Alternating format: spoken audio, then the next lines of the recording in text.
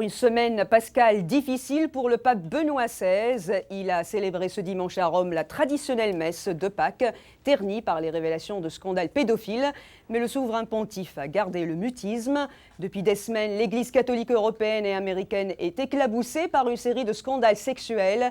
Des scandales qui ont entamé pendant des années la crédibilité de l'institution auprès d'une frange de l'opinion publique. Le pape Benoît XVI se retrouve lui-même au banc des accusés. La presse allemande et américaine l'accuse d'avoir couvert des prêtres pédophiles avant de devenir pape en 2005. Aujourd'hui, les victimes exigent des réponses. Le Vatican nie ces allégations et fait bloc autour de son chef, qualifiant cette crise d'attaque contre le pape et sa mission. Retour tout de suite sur cette polémique justement avec Irina Robertson.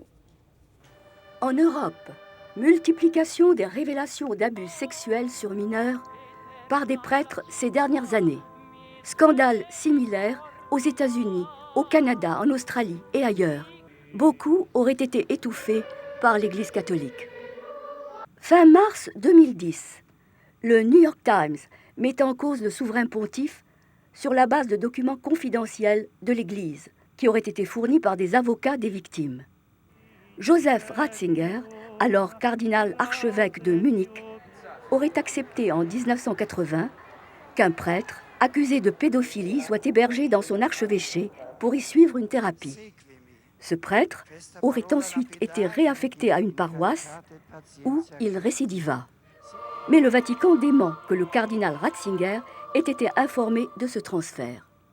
Le New York Times accuse également le cardinal d'avoir fermé les yeux sur des allégations d'abus sexuels par un prêtre américain dans une institution d'enfants malentendants du Milwaukee.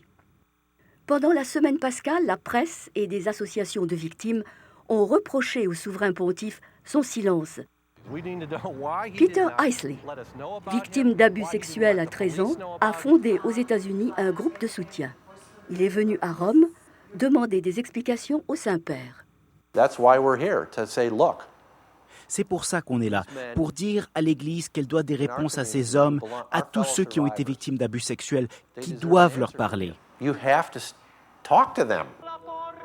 Et des avocats américains sont allés jusqu'à exiger une assignation à comparaître pour le pape. Mais le journal du Vatican accuse les médias de mener une campagne de dénigrement contre le Saint-Père. Il faut dire que Benoît XVI a dénoncé publiquement à maintes reprises le scandale qui éclabousse l'Église. Dès son élection en 2005, il a multiplié appels et directives aux épiscopats locaux pour faire la lumière sur ces abus et pour les prévenir. Dans une récente lettre pastorale aux catholiques d'Irlande, il a exprimé sa honte et sa compassion et mis en cause l'Église catholique d'Irlande.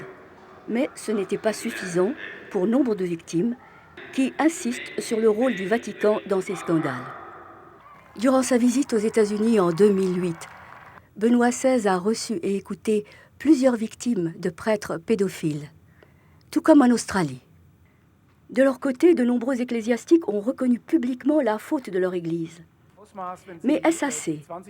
Le révérend père Thomas Rees de la Société de Jésus est théologien à Georgetown University. L'une des choses les plus importantes est que le pape applique la politique de tolérance zéro à toute l'Église. Aucun prêtre du monde entier ne doit exercer un ministère s'il a été impliqué dans des abus sexuels. Le pape devrait en faire la loi de toute l'Église et enjoindre les évêques à l'appliquer strictement. Il doit aussi continuer à condamner les abus, à reconnaître que les évêques ont traité mal ce problème et il doit continuer à demander pardon, à demander pardon, à demander pardon. Irina Robertson, La Voix de l'Amérique, Washington.